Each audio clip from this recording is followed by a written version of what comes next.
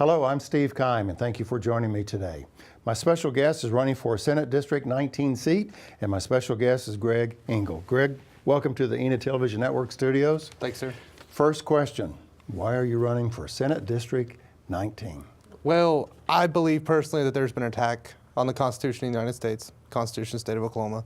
And I think over 7 years of a Barack Obama presidency, we've seen not only first responders, but Christians and everybody that is not considered a minority being attacked. Our First Amendment rights are being vanished. The state of Oklahoma, I believe, has issues in the way they determine their budgeting. And I think it's time that the conservative Republican Party get back to being what we said we were. Limited government, fiscal responsibility, and holding liberty true and dear to our hearts. And I think the Republican Party as a whole is starting to lose that. If we lose it, we've lost it forever. When I became a police officer, I took an oath to defend and protect the Constitution of the state of Oklahoma, and I took an oath to defend and protect the Constitution of the United States of America. I take that oath very seriously. And about 6 months ago, my wife and I were talking over dinner one night, and I said it's time for somebody to run that takes it seriously. And I waited, and then finally I realized, I guess that somebody's going to be me. So I'm running because I truthfully believe that there needs to be somebody that's going to stand up and fight back against the establishment and what it has become nationally and locally. Okay. Greg, if you would, in 2 minutes or less, tell the viewers a little bit about yourself, maybe education, career goals, family, things like that. I originally grew up on a little small acreage between Edmond and Guthrie. I graduated from Edmond North High School and went on to OSU OKC and then transferred to the University of Oklahoma. While I was at the University of Oklahoma, I was pursuing a degree in economics, and I changed to criminal justice because I found out it kind of became my passion. I went to work for a private security company and a bail bonds company, and on the way home every night, I stopped at a 7-Eleven, and there was a girl there, and 5 years later, I ended up marrying my best friend, and we ended up leaving the University of Oklahoma early because, frankly, we ran out of money. And I'm about a year away from a bachelor's degree. But we left, moved to North Oklahoma City, and about 2 years ago, my wife walked in and said, "My grandpa's got cancer. We need to move back to Enid." So we moved up here. She took a spot at her grandfather's company, helping to oversee and run things. And I became a police officer in a little town south here called Dover. And then after about a year there, I came to Lahoma and then North Enid.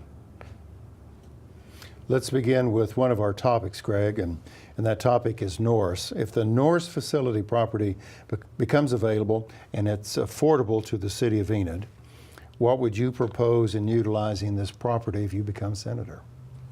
As a commissioned police officer, most people don't know this, that the Rayburn Center, which most of our training is at, is currently in Ada. So if the city of Enid could possibly afford it, I would suggest we turn it into something like OSU OKC has down in Oklahoma City, where it could be a joint training for not only Enid Police Department, but Garfield County Sheriff's Office, Life, Enid Fire, and the local fire departments around here that are volunteers. There's a lot of need for training, and personally having done security out at Norce right after it was closed by the state, there's a lot of potential out there. And if that could be help increase public safety by increasing training for the local first responders, I think it'd be a great asset. On the other side of that, if I was senator, I would fight tooth and nail to make sure it was affordable, because there needs to be something in Northwest Oklahoma for first responders. Enid is kind of the city on the hill in Northwest Oklahoma. It's one of the biggest jurisdictions, it's one of the biggest populations, it's one of the best funded first responders and public safety around. I think it'd be an extreme accolade for Enid to have a training center here. You mentioned at the beginning of our interview the reasons behind you running for Senate District 19 seat. So this is kind of a similar question, but what do you sense are the one or two critical issues that are facing citizens in District 19? Personally, in District 19, we have to culminate jobs. There are things and ideas out there such as economic freedom zones, where we give a business, say in Oklahoma City or Tulsa, say, hey, if you'll move your company to Enid or Blackwell or Cherokee, we'll give you tax-free for 3 years. And there's some arguments saying, well, what after 3 years they leave? They don't. Enid America in District 19 is at that very, very almost culminating point of going, we could either grow massively if the right steps are taken, or we could stay here forever. I want to see Enid grow and become what I believe Enid's got the potential to be. I want to see Blackwell grow to that. I want to see Medford and Cherokee grow to that. So I think the number one thing we've got to do is help culminate employment, culminate jobs, culminate people to start businesses and have employees, culminate big companies and give them incentives to come into this district. And I think a lot of people, especially when they run for the state legislature, they forget that they're there for their people of their district.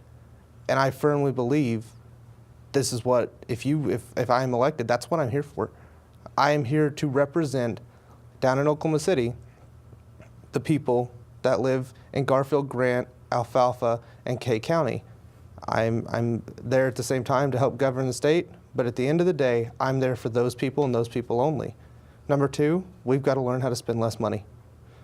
The state of Oklahoma is currently in a $1.3 billion deficit, and it's not for lack of trying.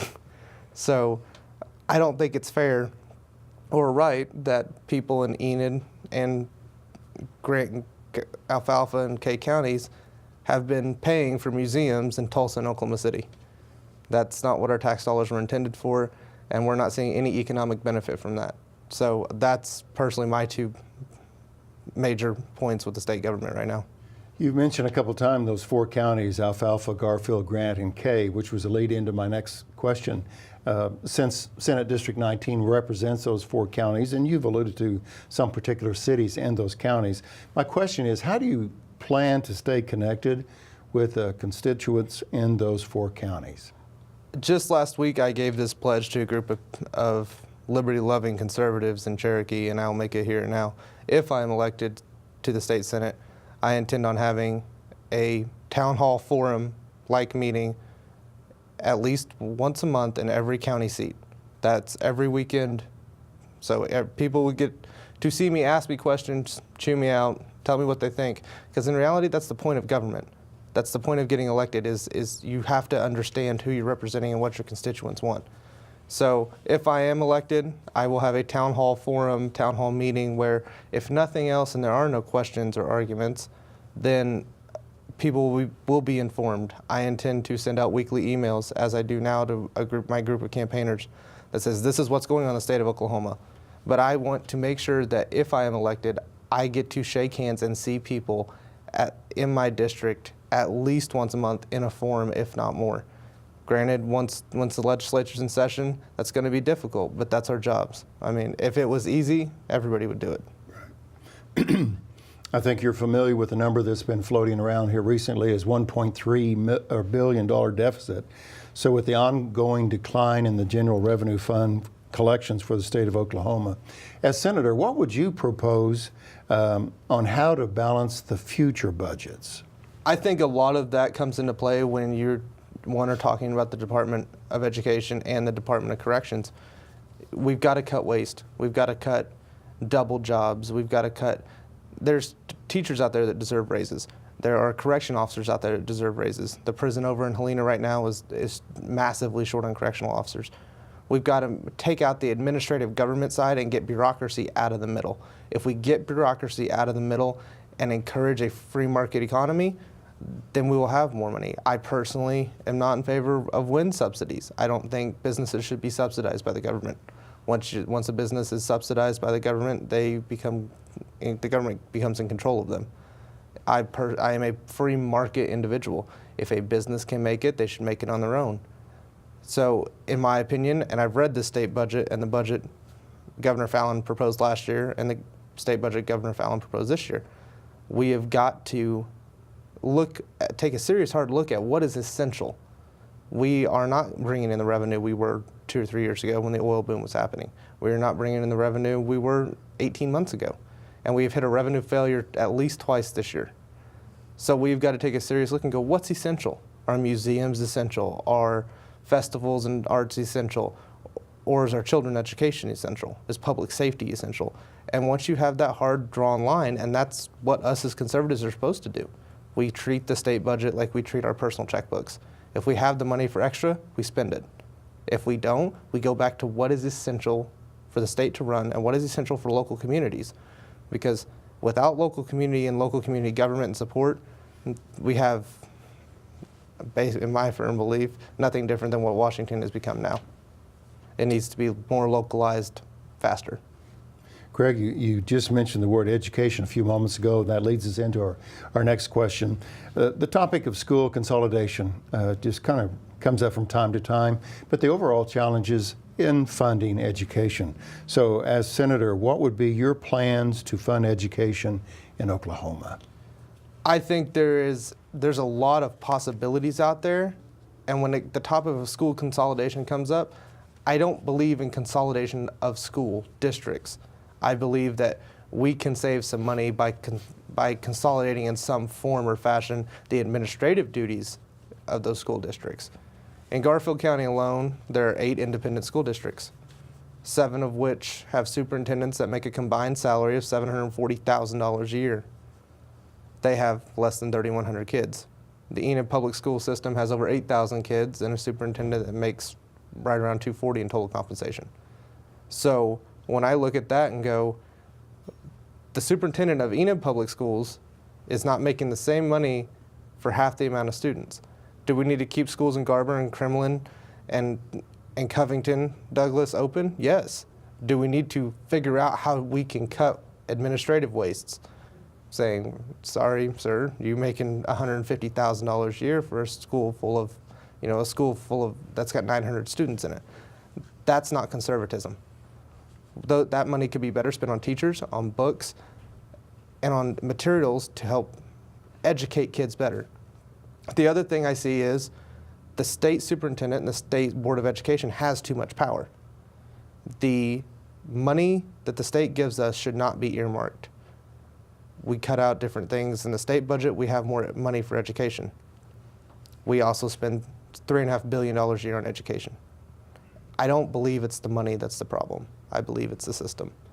If we're 49th in teacher spending because we don't have the economy, if we want to spend more on students and more on education, we have to facilitate more business coming here for more tax dollars.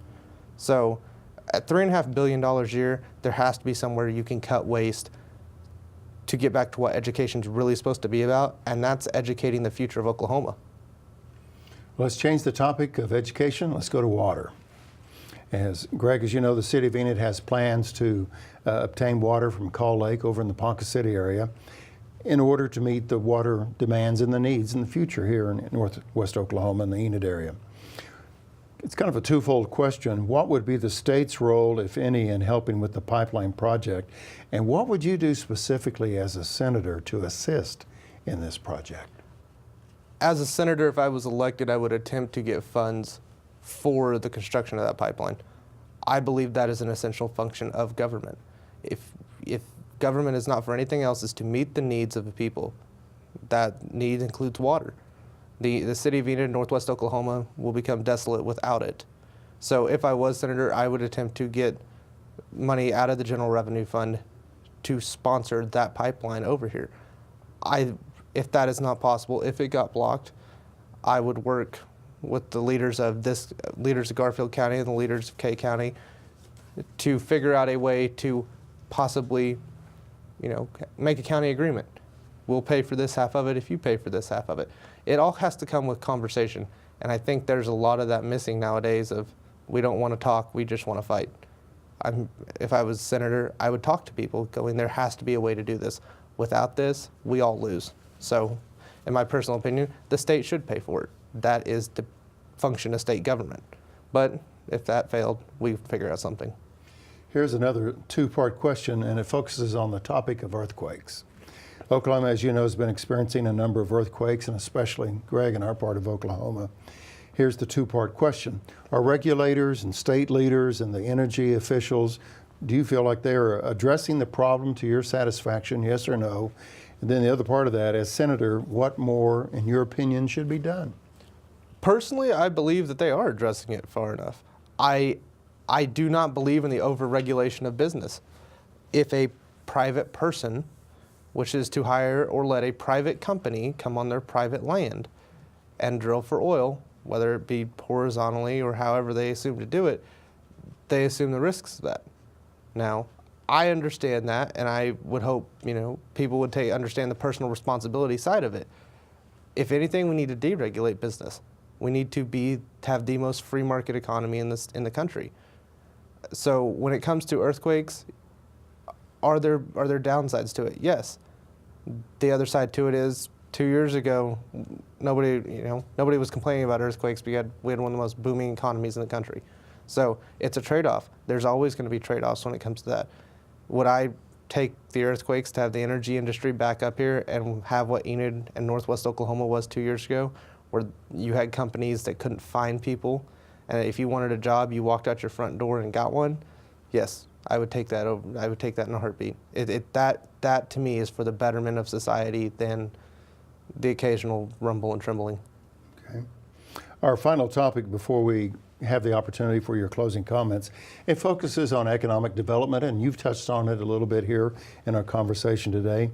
With the recent announcements of downsizing with the local company here in town and also area energy companies, which you've addressed, what would you do as state senator of District 19 to, really to assist in economic development, job growth in those 4 counties that you represent?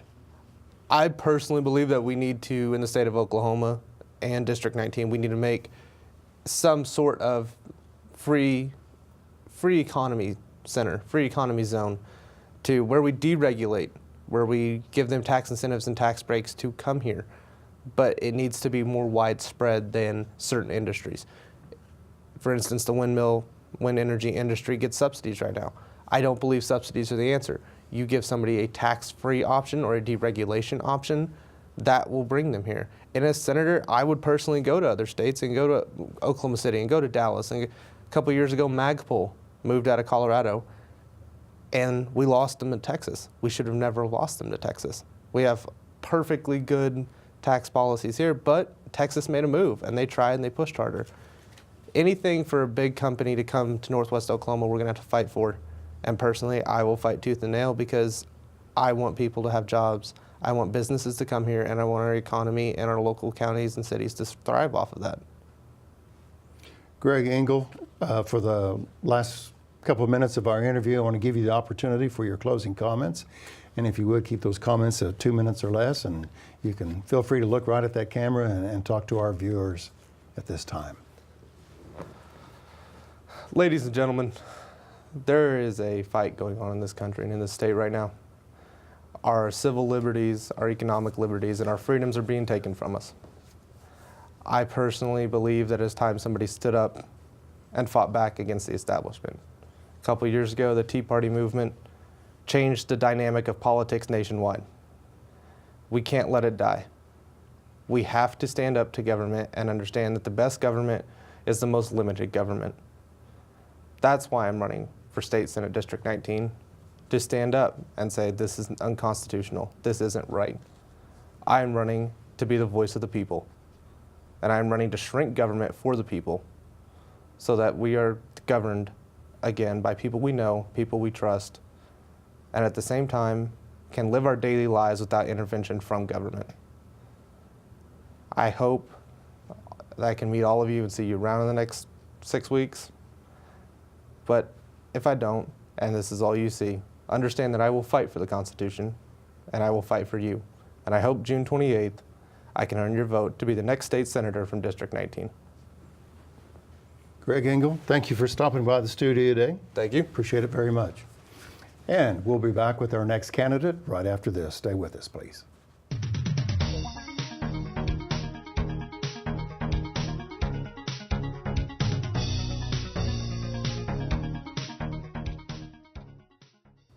Our next candidate for Senate District 19 is Rhonda Harlow. Rhonda, thank you for coming to the Enid Television Network studios today. Appreciate your time today. Right off the bat, why are you running for Senate District 19 seat? Well, I view education as being the hub of any society. And when businesses look coming into a community, they look at the education system. They look at the pre-K through 12 education system to help make that decision about coming into a community. And a strong education system is a thriving society. And so I feel strongly about that and about building up the economy from that. First of all, I'm not a politician. And I'm a mom first, and I'm a teacher second. And I see firsthand what is occurring in education right now in the classrooms, the cuts that are occurring. It's going to mean increased class sizes. It's going to mean lack of resources for some. I know some schools are looking at reducing instructional time and moving to 4-day weeks. And all of that impacts the future of our state because it essentially impacts our children. I also, because of that, see firsthand when we don't make health care a priority, we don't make the infrastructure and safety a priority, that all radiates out from education. Education is the center to all of that. So I worry also not only as a mom, because I have 2 boys, I want them to have every available opportunity to them in Oklahoma. I want them to have the best, and I want my students to have the best also. So I feel like having a strong pro-education voice, pro-public education voice at the Capitol is crucial to that because it is foundational to society. Okay. Well, you've touched on 2 things about yourself, that you're a mom and that you're an educator. Correct. So in 2 minutes or less, if you can, just share a little bit more with our viewers about yourself. Well, I have lived in Enid since I was in 3rd grade, so I have made Enid my home for 37 years. I attended Enid Public Schools and graduated from Enid High in 1988. I attended Oklahoma State University and earned my Bachelor of Science there. And then I went on and got my Master's of Education at Northwestern. Currently, I'm enrolled as a PhD student at OSU, and I'm working towards my PhD with a little more than 2/3 of my coursework complete. Started working for Enid Public Schools in 2005. Started out as a Title I reading specialist at Garfield Elementary. Moved on to work as a literacy coach at Monroe for 3 years. Then I moved to Emerson, got to learn to love middle school students, and worked at Emerson for 2 years as a Title I reading specialist. I am currently in my 2nd year as a district-wide instructional coach. And simply that means I am a teacher that teaches teachers. So I get to work with teachers and administrators on implementing effective instructional practices in the classroom, and also creating and delivering professional development to teachers and administrators in order to help accomplish that goal. As I stated, I have 2 boys, Christopher, who is 23, lives in Stillwater, and my youngest son, Kedron, is 15, just turned 15, and is a freshman at Enid High. Very good. Well, let's move our conversation to a topic, and the topic is Norce. Okay. If Norce facility, if that property became available to us and it was really affordable to the city of Enid, Right. as senator, what would you propose on how to utilize that property?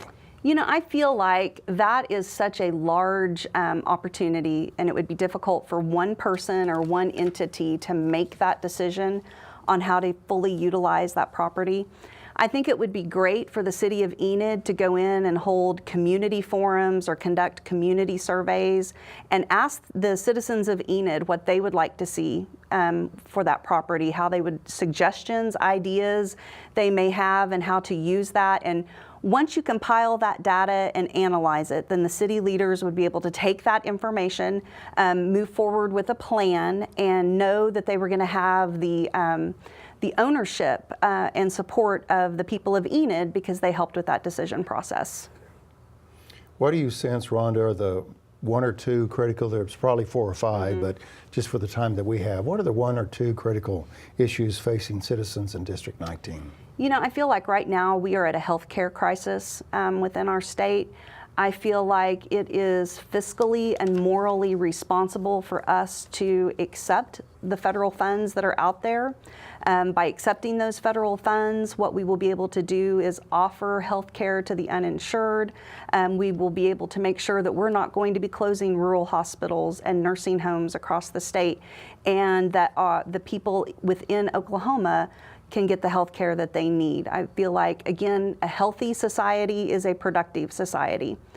I also feel like education and the cuts that are coming at education right now truly are a priority. Again, as I stated earlier, I feel like education is foundational and everything else radiates out from that. If we're not willing to invest in education, then we're not investing in the future of our state. So we need to make that a priority also. Here's a question by looking into the future. You know, if elected to Senate District 19, and as you're aware, there's 4 counties involved, Alfalfa, Garfield, Grant, and K counties. Right. So as Senator, how do you stay connected with everybody from 4 counties? You know, I think it's really important to build relationships with people when you go out into the communities. And I know that's part of the campaign process, is going out and having those one-on-one conversations with people, small group conversations, whole group events, but getting to really know the constituents and doing that as part of the campaign process. But after that, I feel like once you begin the relationship, you need to nurture it. And nurturing the relationship means you continue to grow it. You continue to have those conversations with people that you met. You continue to go out into the community, attend the local events, and continue to build and grow and develop those relationships so that there's a working relationship between you and the constituents, and there's open two-way communication that is occurring. Let's move our conversation to another topic about money. Okay. About budgets. Right. And it seems like everybody in the state of Oklahoma is aware there's a 1.3 last count deficit, $1 billion deficit.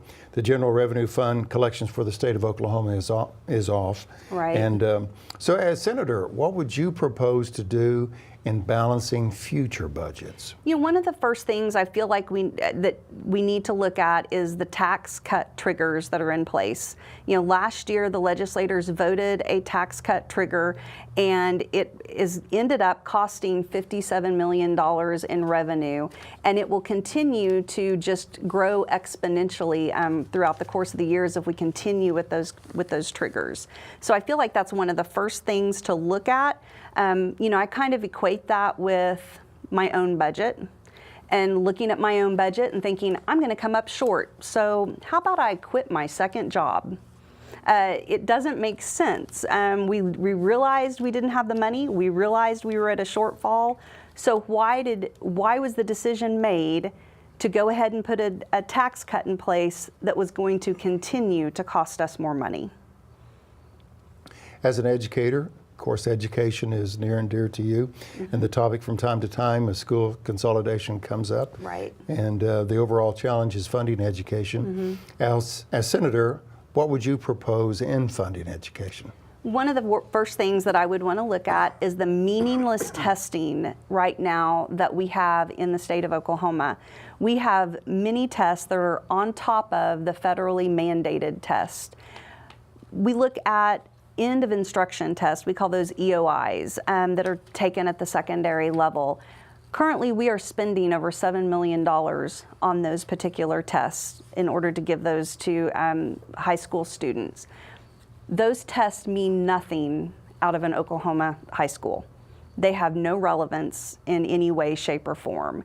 We could give the ACT, which is used for college entrance purposes, at the cost of $2 million. That's a saving of $5 million that could go back into the classroom. Not only would that be money that was saved, it would also be time that was saved.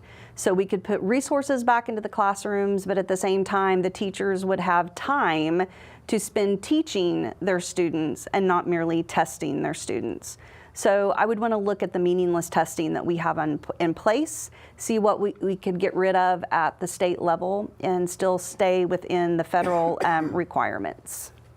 Rhonda, as you're aware, the city of Enid has plans to obtain water from Call Lake in the Ponca City area, and that's in order to meet the water needs of the future here in Enid, northwest Oklahoma. It's kind of a two-part question. What would be the state's role in helping with the pipeline project? And as Senator, what would you do to assist with that project? I think one of the things I would want to do is pay careful and close attention to the relationship between Canton and Oklahoma City when they kind of did the same exchange where water from Canton was sent over to Oklahoma City to help with their water shortage situation. What did they do well that made that successful? Perhaps what did they do that wasn't as successful as it could have been, and how could we improve on that? So I think part of that would be finding answers out to those particular questions. I also think in terms of the state's role, I think it's really important that we need to be mindful of the budgetary crisis that we are in right now at the state level before the state steps in and does anything at the local level with local municipalities. Let's move to another topic, which is pretty popular in the area, and that's earthquakes.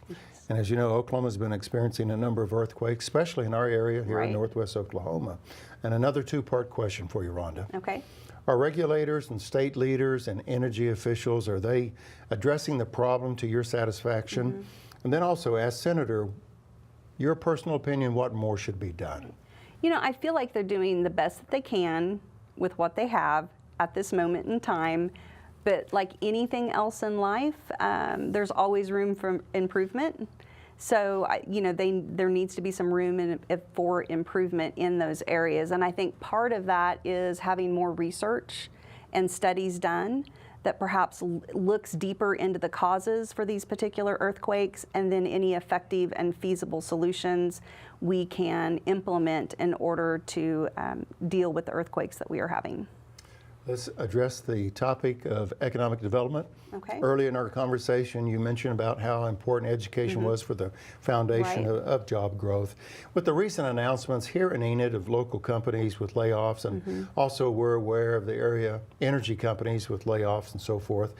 As state senator of District 19, and again impacting those 4 communities, how would you, or what efforts would you be involved in to assist and economic development opportunities for those 4 counties? Well, I think what we need to do is take a look at our economic development practices, and there's going to need to be some hard decisions that are made concerning tax incentives and how those are handled, and what are some things that we can do in order to improve that practice, continue to draw business in, but at the same time being mindful of the fact that we also need to support our basic services that we have as a state.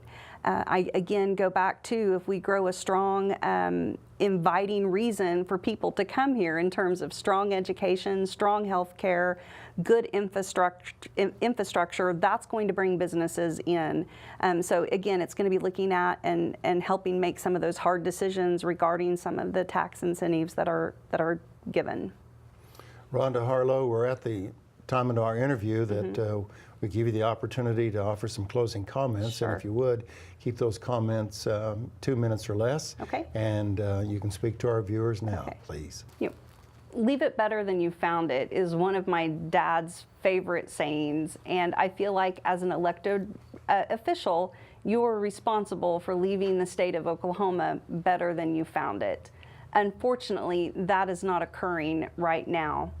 It's time for leadership that is looking for long-term solutions with vision that's looking towards the future. It's time that we apply the Oklahoma standard to its politics. We want the best for our children.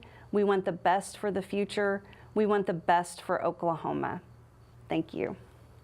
Rhonda, Harlow, thank you very much for being here. Thank you. And we'll be back with our next candidate for the Senate District 19, right after this.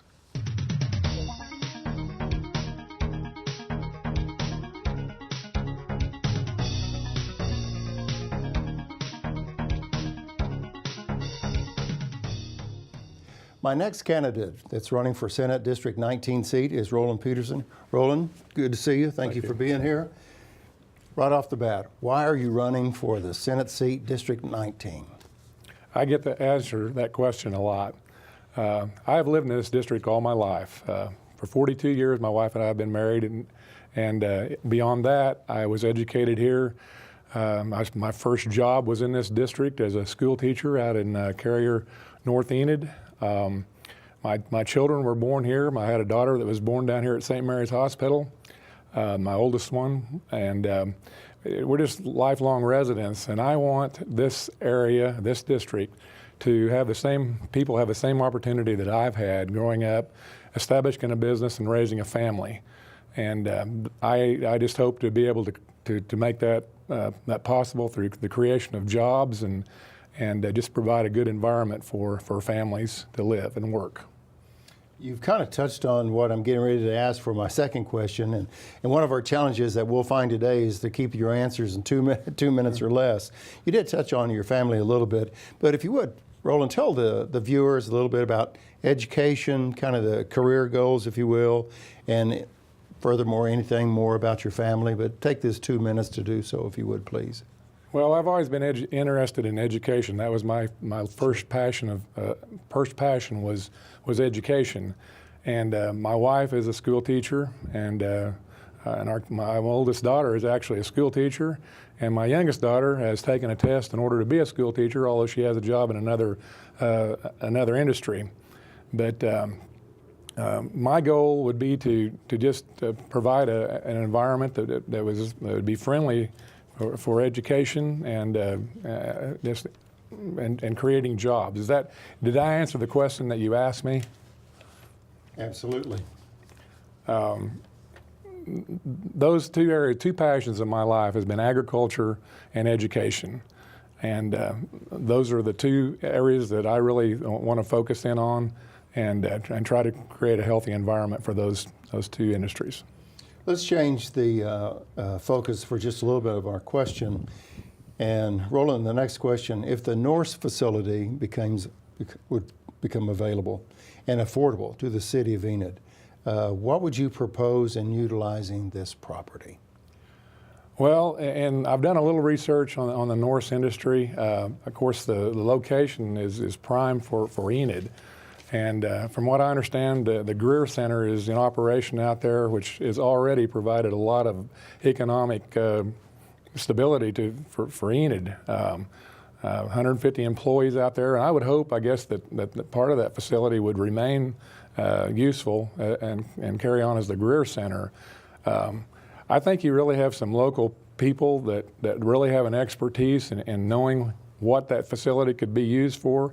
From what I understand, there's some environmental liabilities out there, but the Northwest Alliance group that's headed up by Brent Kissling, they're very knowledgeable of industries or anybody that could make a use out of that facility out there. Commercializing it, getting something out there that would provide jobs, getting them on the tax roll, whatever it would be. Like I said, I think that's a local decision, and I think you got some people in place that could really make a good decision regarding the Norce facility. Okay. What do you sense are the one or two critical issues that are facing, citizens in District 19? Just one or two. Well, of course, the oil and gas industry has laid off a lot of people, so that those jobs are gone by the wayside. Fortunately, there are some temporary jobs that are available. And then probably the number one thing that I hear in the field when I'm out talking to people is education. People are real concerned about the shortfall we've had in the state budget and how that will impact not only this year as far as education goes, but in years down the road. I think we've got to create a more stable environment for jobs and diversify our jobs, grow the industry, grow the pie, so we can have more revenue for those kinds of things that I see that are very critical right now. Sure. And we'll have an economic development question for you later in our interview. And just a reminder to our viewers that the Senate District 19 consists of Alfalfa, Garfield, Grant, and Kay counties. So, Mr. Pederson, if elected, how do you plan to stay connected with those constituents in those 4 counties? Well, of course, one-on-one is my choice of communication. However, being the large district that it is, that's probably not going to be possible at all times. But with modern technology of the TV, of telecommunications, of your phone, I see a lot of possibilities to stay communicated, to stay in contact with constituents. Like I said, one-on-one, I prefer that. I love talking to people. I love to hear their issues personally, and I think I can respond better that way. But there's a lot of modes of being able to stay in contact, I think. As you're aware, the state of Oklahoma is facing a 1.3, I believe the current number is $1.3 billion deficit, and that decline in the general revenue fund here for the collections for the state of Oklahoma. My question is, what would you do to propose balancing of the future budgets? I think we need to look at the whole picture and set our priorities of what we really expect government to do. I think there are some possible combining of agencies. I think we need to look at ways of cutting and making our budget more efficient. I sense that you don't put a bigger pump on a well where you've got holes in the pipe. You stop those holes first, and then try to create, see how much volume you have at that point in time.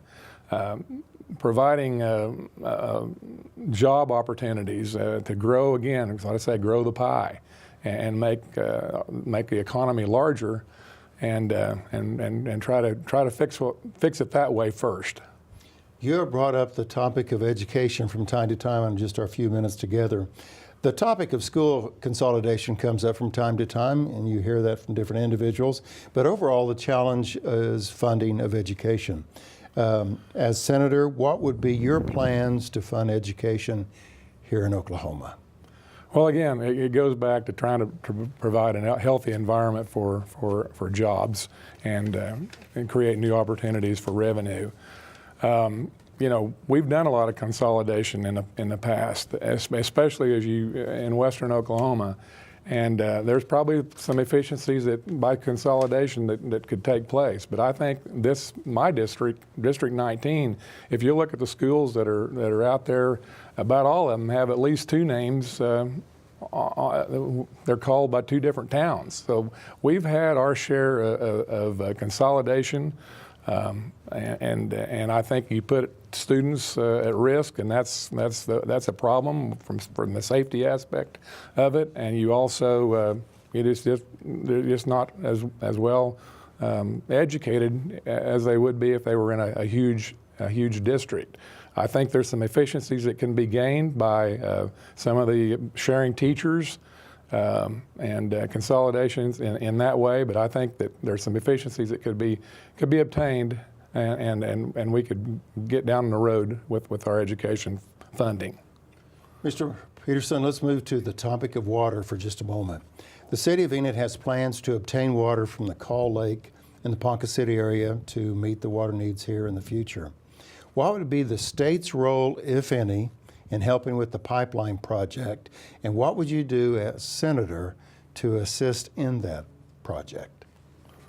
Well, I would have to think that an undertaking of that magnitude would involve a lot of red tape, and I would really seriously try to consider taking a look at cutting some of that red tape, keeping the communication lines open to those that are involved, making the permitting part easier.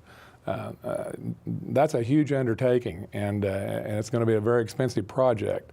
And as a state senator, I would just try to help, even maybe obtain funds that would from a federal level. I don't know what that would really involve, but I would try to just make the transition of that endeavor possible just by streamlining some of the things that I know people get bogged down in dealing with government.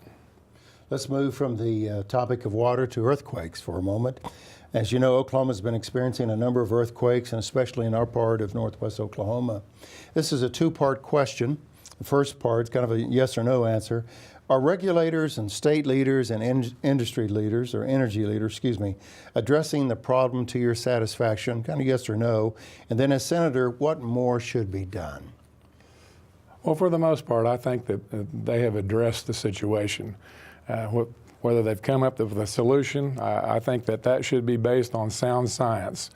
And if sound science proves what is being done to keep for the earthquakes to take place, then I think the chips need to fall where they may. But I don't believe in jumping to conclusions without sound science. I'm a science teacher, and I know we have technology to be able to find out solutions to a lot of problems. And I feel like that we have people in place that can do that. And I think we've seen somewhat of a relief. At least I haven't experienced as many earthquakes here recently as what we have. But I wouldn't say that they're over with. I think we need to continue to look into what's causing them and then deal with it accordingly. From water, earthquakes to economic development. With the recent announcements locally in Enid of some downsizing of some organizations, and as you are aware, the energy companies layoff, as you referred to earlier, what would you do as state senator for District 19 in regards to assisting in economic development and job growth for the 4 counties that you would represent? First of all, overregulation is an issue with me. And when I began my farming and ranching career, capital was a thing that I feared of running out of. And there was times that we did run short on capital.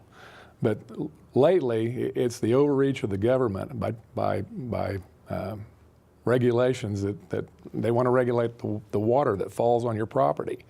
And every drop of it, the way the new law reads, would regulate every drop of water on your property.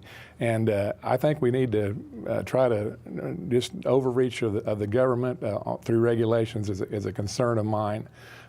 Again, we have a great resource, and in this district, as far as the people goes, we have some of the greatest hardworking people in the state. And we needed to promote that and realize that we have a resource here that's second to none. People are willing to work, they know how to work, and they want to work. And we just need to provide the job opportunity and by getting out of the way and let an entrepreneur come in and create a job and then train the people for it. Our time has gone quickly today. However, you have one more opportunity or one more question.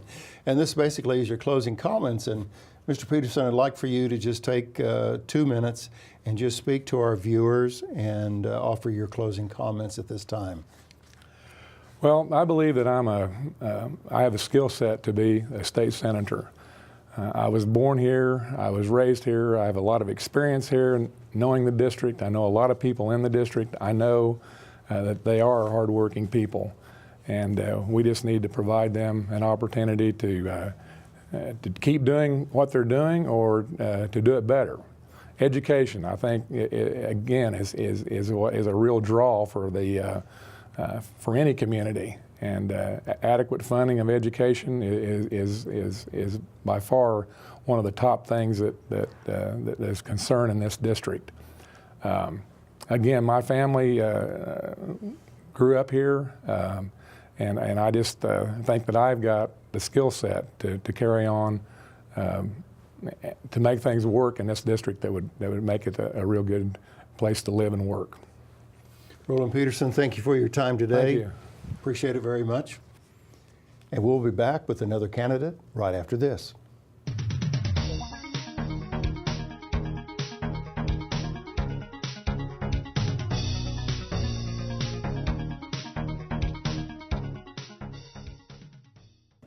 Hello, I'm Steve Kine. Thank you for joining me. My special guest today is Dr. Ross Vanhooser. Dr. Vanhooser, welcome to ETN Studio. Thank you.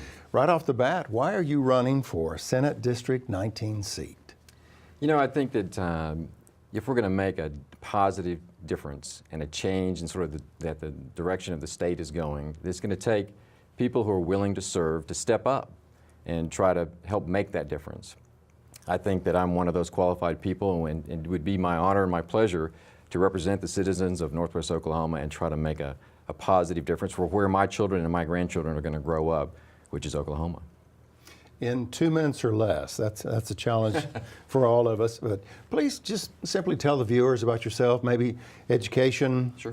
Family, career, things of this nature. I was born in Missouri, lived in northeastern Kansas for a while. Then my dad and mom actually moved us to Oklahoma City.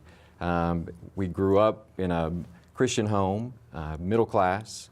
I went to public schools my entire life, all the way through high school. Was actually part of an integration program where I was bused across the city to what was largely a black high school at that time. Tremendous experience. Then I went to college at Baylor University, so I went down to Waco, Texas, and after 4 years there, came back to Oklahoma, went to 4 years of medical school down at the Health Sciences Center, which is in Oklahoma City. Then 4 years of a residency in diagnostic radiology, which is just the guy who reads your x-rays, and then another year doing a fellowship in interventional radiology, which is sort of doing whatever you can through the smallest hole you can, a nick in the skin or just with a little tiny needle. I have a brother and a sister. My brother is the city commissioner. We get a little confusion about that, but he is obviously an Enid city commissioner and the heart surgeon. My wife is a radiologist also here in Enid. My sister is an attorney down in Oklahoma City, and actually my parents still live in Edmond. They're in their mid to late 80s. I have 3 great children. My oldest is a dental student down at OU. My son is a senior at OU. And then my 14-year-old is at Waller. It was during medical schools when I met Alicia. We have been married for 30 years. We've been in Enid for 24 years practicing medicine. Northwest Oklahoma has been tremendous to us. I grew up working lots of different kinds of jobs. People think that, my gosh, you're a doctor. I grew up a hard worker. It was from a kid doing, being a car hop, working at McDonald's, and actually came to Enid. When I was 16 years old, I answered an ad in the newspaper and came to Enid and went on wheat harvest. So I learned how to grease zerts and get up early and drive a 13-speed international truck hauling wheat. We went from Enid all the way up to South Dakota. So I have a sort of a broad background and just a tremendous family. Very good. Let's talk specifically about a particular topic, and that's that Norce facility.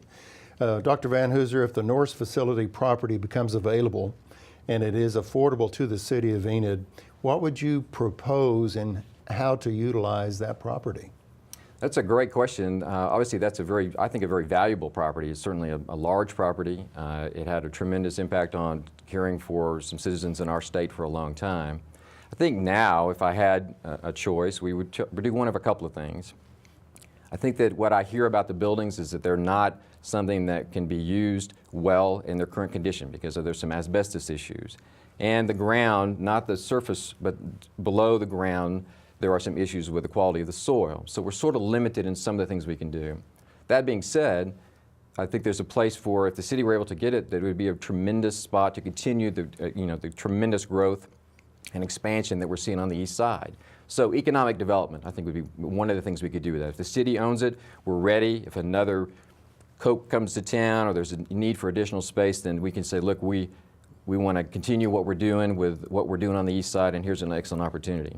Second choice would be if there's a way to bring more jobs more immediately to Enid. Obviously, the other facility, just like Norce, that was closed, they're talking about making it into a prison. If we can find a way to make that sort of a multiple jobs, safe company, safe organization, then I think it would be great to figure out a way to use that property for additional jobs in Enid. What do you sense are the 1 or 2 issues that are facing individuals here in Senate District 19? I think the biggest one is the one we all read about and see, and that is education. And really, in my mind, what we're talking about is access to the money. The teachers, there's a disconnect in my mind. We're spending $8 billion a year in this state on education, and yet the very people that we need to get the money to the worst, the people that are there every day teaching our children, sometimes having to bathe our children, having to instill character in them, they're not getting the money. And the disconnect between the funding that goes on and the classroom is something we face even here in Enid. I think the second thing that we've seen even more recently in the paper is access to health care. As we, as a state, try to figure out how we take care of those who are less fortunate and actually need our help, we are somewhat of a shrinking population because hospitals are a business and they are trying to do the best they can, but there are multiple facilities around our state that are really threatened by low volumes, low and decreasing reimbursements. So healthcare is important to everybody, and the population in our part of the state is particularly important. Let's address the topic of accessibility. Senate District 19 consists of Alfalfa, Garfield, Grant, and Kay counties. If elected, how do you plan to stay connected with your constituents? There are multiple opportunities, especially in this day and time. Certainly the easiest answer to that is emails. Some of that is limited by the amount of time that you have physically trying to perform the jobs, I think, at the state capitol, but responding to everyone who has an interest is one of the key things I'm interested in.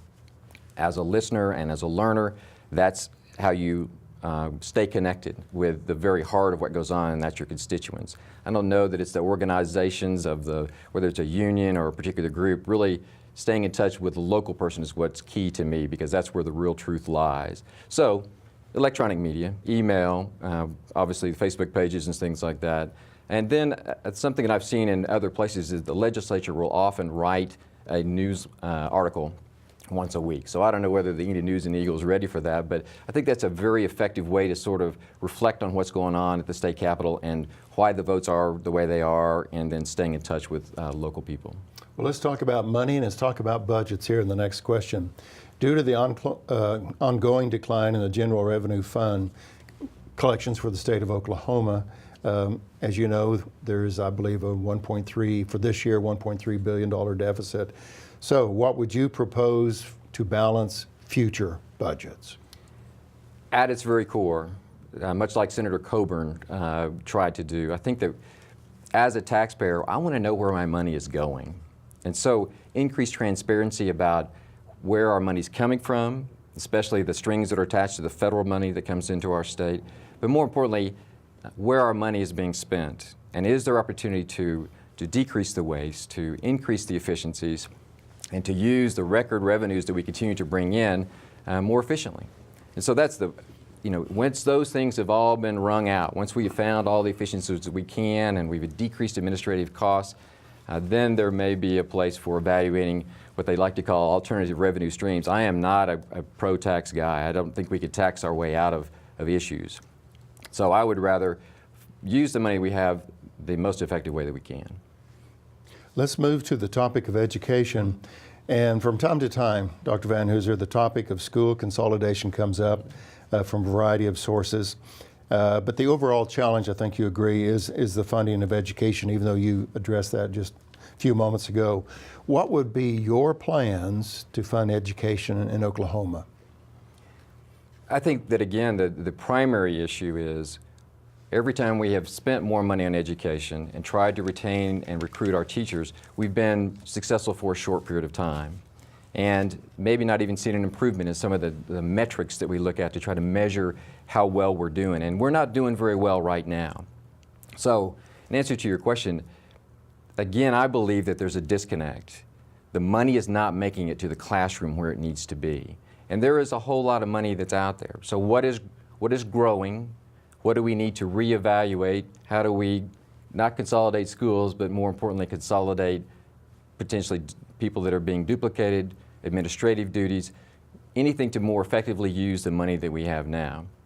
And again, once all of those avenues have been honestly evaluated and civilly discussed, then we look at what else can we do to further fund education.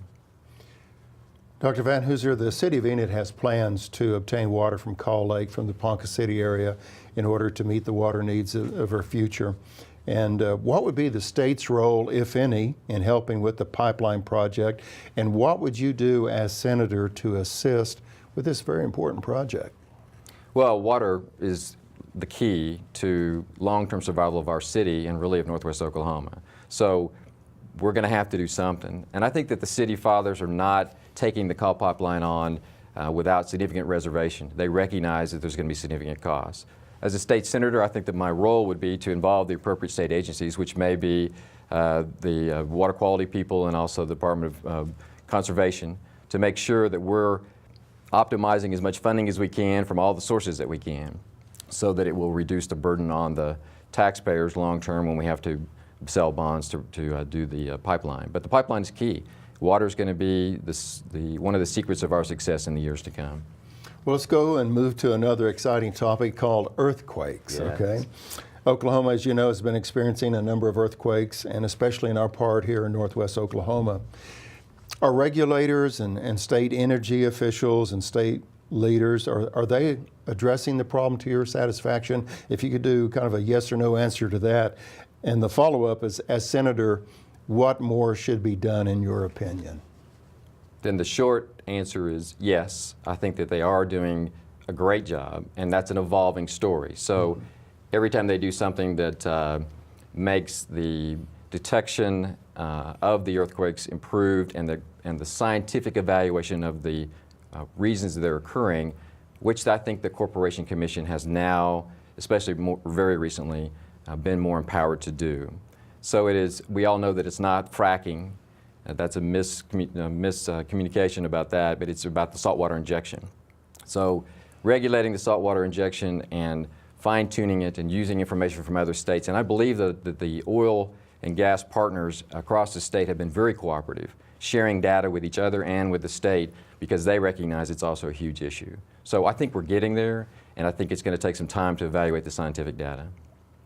You mentioned economic development in an earlier discussion here, but with the recent announcements of some downsizing in some local companies, and especially the area energy companies, what would you do as state senator of District 19 to assist in the economic development and job growth, for the 4 counties that you would represent? Well, at the state level, I think that we are bound as legislators and representative of the people and the small companies that we represent to decrease regulation as much as we can. The government needs to stay out of the way of what is the backbone of our economy, which is small business. So as state senator, my goal would be to continue to block additional regulation when it's not appropriate and to give our businesses the best chances they can. I think particularly important for Northwest Oklahoma is the ability to tell our story of agriculture. There's a lot of folks in Oklahoma City and Tulsa that don't really totally understand where their food is coming from, and it's from the hard work of the farmers around Northwest Oklahoma and across our state. And so telling the story of how food on the farm gets to their forks is, I think, something that a state senator can do, especially somebody who represents this part of the state. Well, Dr. Vanhooser, I appreciate you responding to my particular questions, but now we have an opportunity for you to address the viewers, and in 2 minutes or less, you have your closing comments. Thank you. You bet. Well, you know, on June the 28th, Republicans are going to get to choose who it is that they want and who it is that they trust to represent them in the general election, because in the general there is also an independent and a Democrat that will be running. We face some challenging times, but I think with those times come interesting opportunities to try to make a difference on how we spend our money, how we prioritize, what we think the role of state government really is, how we're going to educate our children and my grandchildren, how we're going to keep our bridges and our roads safe, how we're going to maintain a crumbling system of prisons and how we're going to have to change that, and then how we're going to take care of those who need our help, whether it's in health care or it's in food. So how we prioritize how we spend that money is something that's going to take leadership, and it's going to take courage. If you elect me as your next state senator, my promise to you is to try to always do the right thing. And as I do that, that will come about because we've had civil discussions about the issues. I plan to make thoughtful and informed decisions using all the resources of people that I can. And when we make those decisions, not be afraid to also rock the boat when there's an issue we need to work on. So my pledge to you, if you will elect me, is to use the skills that I've developed as a car hop and as a busboy, but also as someone who's invested the extra time and taken the risk, spent the hours to learn how to be a good decision maker, a thoughtful decision maker, and a leader. So my name is Ross Vanhooser, and I hope that you'll vote for me on June the 28th. Dr. Ross Vanhooser, candidate for Senate District 19. Yes, thank you for being here today. My pleasure. And we'll have our next candidate right after this.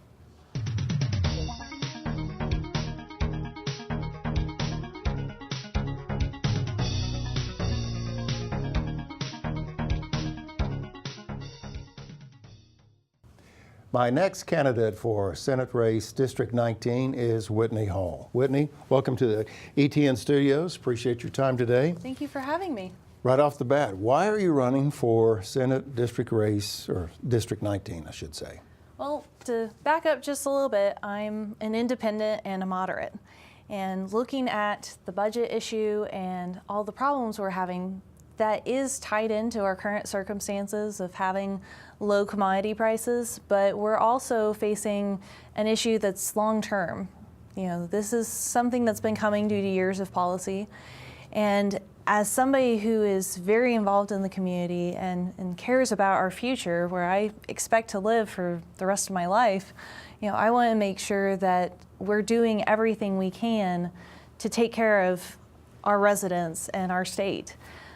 So I want to be able to jump in there and not just look at taxes and spending, because that's what comes off first, but also to look at the actual causes of some of this. What different requirements are we placing on our programs and services that also could be looked at, and then make a more balanced reform so we're not ending up with either large cuts or big knee-jerk reactions that hurt our economy in other ways. As a way of introduction, why don't you take 2 minutes, if you would, and just tell our viewers about yourself, maybe a little bit about education, career goals, family, things like that. Well, I was born and raised in Tulsa, and went to Oklahoma State University, where I got a bachelor's in chemical engineering. And when I graduated, moved pretty much immediately here to Enid to work for Oxbow Calcining. It's a company that used to be called Great Lakes Carbon, but it's a plant up in Kremlin. So I was hired as chemical engineer and since have been promoted to quality manager. And I do everything from looking at our procedures, making sure we're following them, making sure we're protecting the customer, and having some of the customer interactions, to also looking at our environmental reporting and making sure we're in all our requirements, we're in compliance. So I spend a fair amount of time looking at regulations. Having moved here, wanted to become involved, so I first got hooked in with Willowview United Methodist Church, and I do everything from lights and sound to helping with our children's program. I'm chair of our church council, and then I also do lights and sound for Gaslight Theater, and then I'm the immediate past president of Enid Young Professionals. I'm on the Metropolitan Area Planning Commission. I'm on the design committee of Main Street Enid. I've served with the state level young professionals and have gone through leadership grade at Enid. So I'm a big proponent of using my time and talents where I can to help as much as possible. And that's something that I find very rewarding. So when I'm not doing one of those many things, I spend quite a bit of time with friends who are like family to me, or just relaxing things like reading. So. Very, very good. Well, let's get right to the topics. And the first topic let's talk about is Norce. If the Norce facility property becomes available, and the second part of that, if it is affordable to the city of Enid, what would you propose as senator in utilizing this property? Well, I think there's a variety of options we could go with. You know, it was previously used for serving peoples with disabilities. As a private institution, it could be returned to that use. We could also look at using it, you know, making use of having so much bed space and looking at things like drug rehab or other mental health that maybe is in conjunction with our you know, criminal justice system or with private individuals themselves. There's also the possibility that being a piece of land in that quadrant, it could be good for industry. But that's where we would need to see somebody that's a good-sized player come in and make an investment with us. As you have begun the Senate race for District 19, what do you sense are the one or two critical issues that citizens are facing? I'm sure there's 5 or more, but could you narrow it down to one or two for us? Well, the key one that everyone's talking about, of course, is education. The expected cuts would be devastating to our kids. You know, going to 4-day work weeks, school weeks, really jeopardizes parents that one or both have to work and they don't have other childcare options. Looking at cutting some of the additional programs that encourage kids to take advanced placement tests or look at STEM fields, that's really disadvantaging our students. So finding ways to continue to support that is a key issue. Also, healthcare. You know, one of the other big cuts that's been listed is the 25% projected cut to Medicare reimbursement. For any service provider that's currently taking those funds, that would put them running at a loss. And with over 90% of our nursing homes looking at going into the red in that kind of situation, rural areas that tend to already struggle with getting not just basic health care, but the specialty services like vision, dental, among others, that's not something that if we let it slip, we'll see people come back and reinvest in us in just a few years. You know, if we have a hospital closed, it's closed for years. So we really need to protect those services. Senate District 19 consists of 4 counties: Alfalfa, Garfield, Grant, and Kay counties. So if elected, how do you plan to stay connected with your constituents in those 4 counties? Well, in our day and age, technology is of course going to be a big player. You know, myself, I've already set up a Facebook page, an email, a website. That's the sort of thing where we can add blogs or even look at Skype or telephone. Also, I think there really is a need for one-on-one interaction.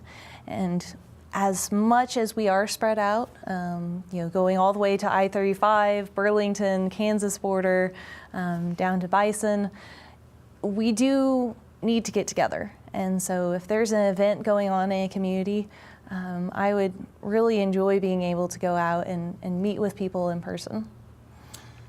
Let's shift topics to money. Let's talk about budgets for just a moment, something very glamorous.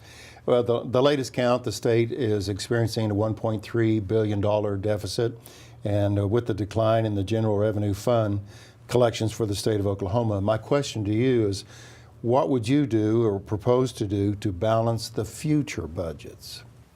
Well, we need to look at a balanced approach, a variety of options.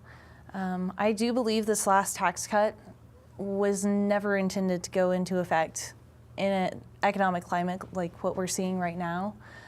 So stopping that, that's 0.25% on the top rate. So that means that the folks that are most vulnerable won't be affected. You know, somebody like myself, an average wage earner, would be seeing between $30 and $100 this year. It's not enough for any one person to go out and really spur on the economy, but altogether can really add up. For a partial year, it's a $147 million investment. We also need to take a look at our tax incentives.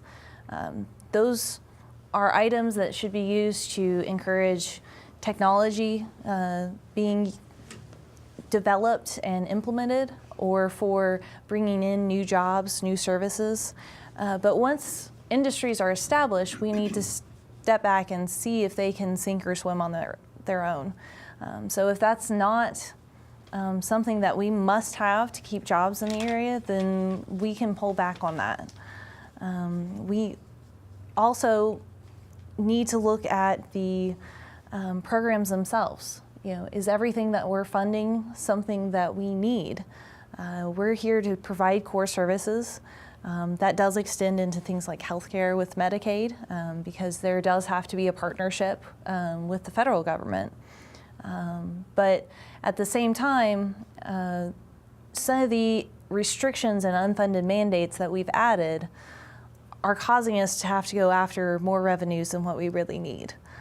So even looking at items like pulling out the non-federally federally mandated testing in schools, or using things like the ACT instead of some of that testing that we've developed on our own. Those are ways that we're effectively dealing with the budget without having to go after just taxes. You've touched on education, and if you would, in 2 minutes or less, every once in a while, Whitney, the topic of school consolidation comes up. Excuse me. But the overall challenges in funding education, which you've touched on, what would be your plans to fund education in Oklahoma? Well, I am very opposed to regressive taxes.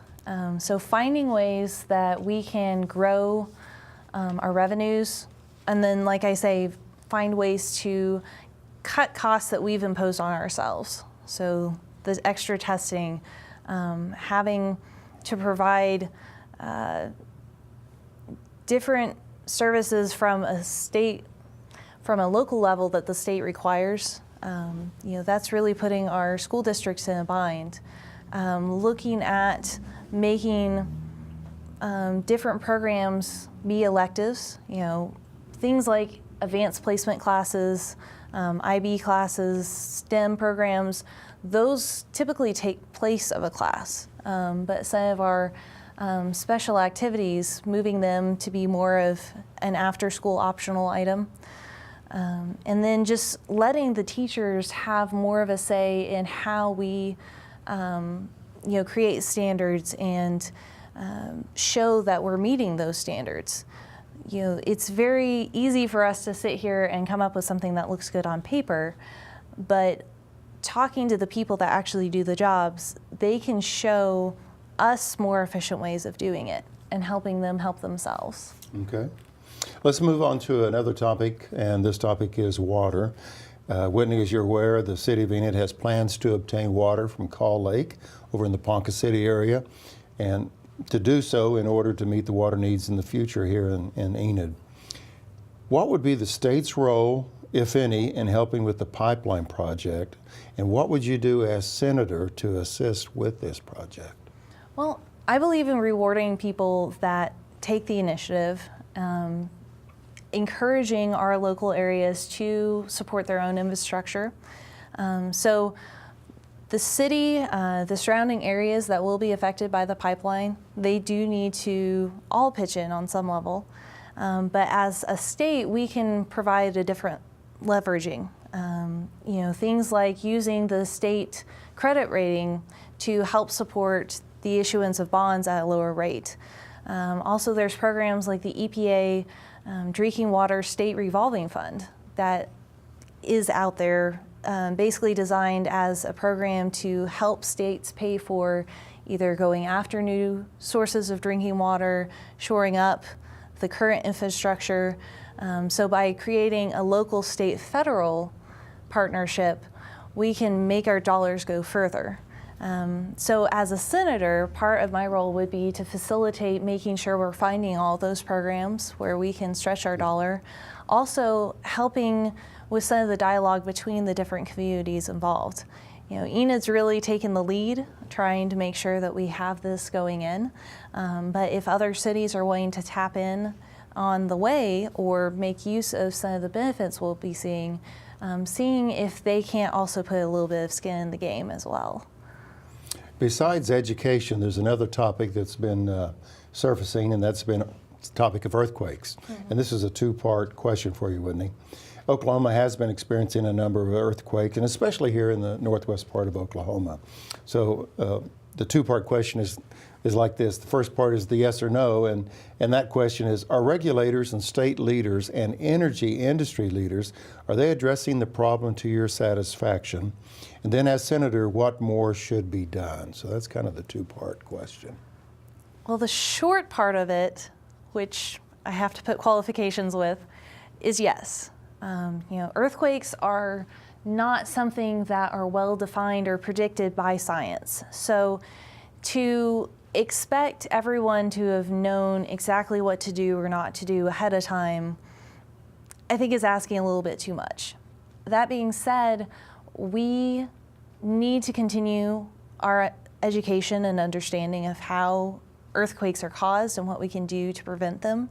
And we need to continue working with businesses to make sure that they're not causing problems for our residents. So that may be what the Corporation Commission has done so far with their stoplight program, looking at the depth and location of injection wells. It may also be looking at putting in infrastructure to help stabilize the wastewater injection.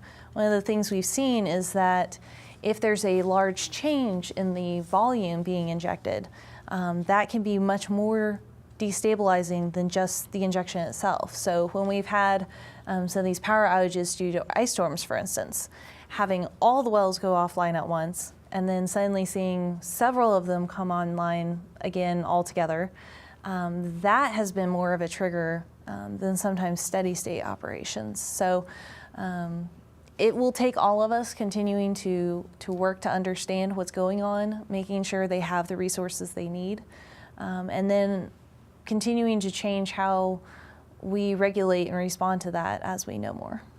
Whitney, I have one final question for you before the final comment section of our interview.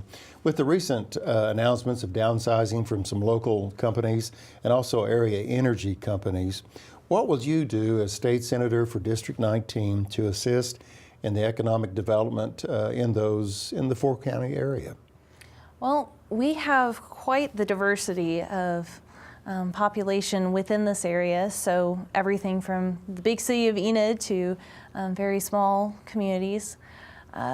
We need to make sure, first and foremost, that small business is really encouraged and protected. About 85% of the businesses in Oklahoma have less than 20 people, and over half have less than 5.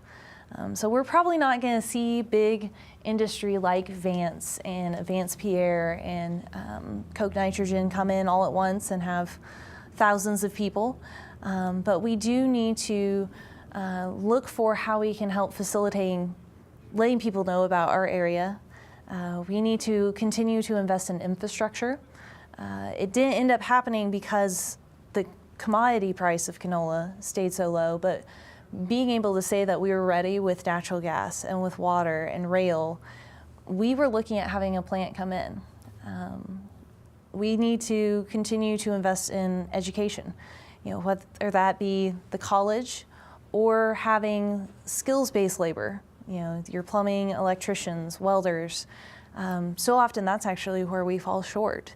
And then we need to look at continuing to use our current strengths like agriculture, making sure they have access to water and their other key resources, while looking at new things like technology. So many of these online companies, you look at PayPal, for instance, was looking at opening a new facility recently and they pulled out of North Carolina. That's something we could be doing here, regardless of the size of the city. Well, Whitney, the challenge for you right now is to offer your closing comments to our viewers in 2 minutes or less. So I just want to give you that opportunity to address everyone watching today. Well, thank you. As I said at the beginning, I'm an independent and I'm a moderate. I believe strongly in looking at everything we're doing as a state on an item-by-item basis and not just making a decision because I was told to by a party. We are facing a very tough time, and there will likely be painful cuts to services that we just shouldn't be making. But by taking a balanced approach and really trying to share where we're looking for revenues, where we're looking for changes to services, things like going in and reforming criminal justice, encouraging the use of drug courts and mental health courts where it's a quarter of the cost annually for the individual that's being arraigned, but actually helping them fix their problem and move on. Those are things we can be doing to help other areas as well.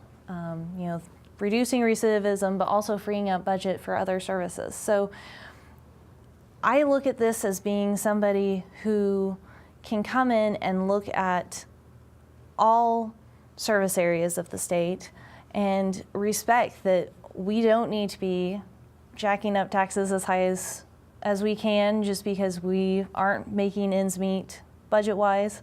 but also realize that we don't want to cut out all of our services either. So I really hope to be our representative for the Senate for District 19 as somebody that will protect all interests. Whitney Hall, candidate for District 19, thank you very much for your time. Thank you for having me. And thank you for watching us. I hope you enjoyed our candidate forum. And the only thing left to do now is go vote, and I hope you'll do so. Thank you for joining us.